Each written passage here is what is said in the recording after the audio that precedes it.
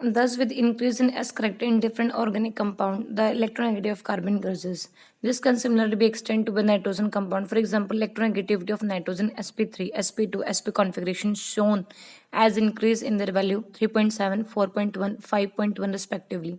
It is interesting to note that an sp hybridized nitrogen compound has more electronegativity even fluorine.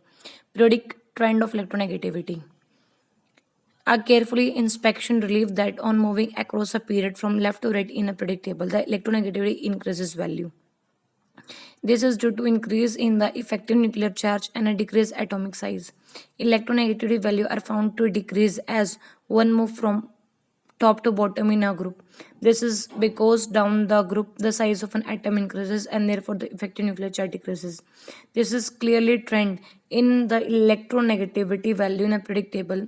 No metal that gain electron to complete their outer shell have greater electronegativity value than the metal which refer to lose electron to achieve full outer shell. Electronegativity values generally decrease as atomic number increases down a group. They increase as the atomic number increases in a period. When electronegativity value are plotted against the atomic number, it is inferred that the strongest non-metal, the halogen, appear at peak where the alkali represent the trout. Thus, alkali metal have the lowest electronegativity where the halogens have the highest electronegativity. Thanks.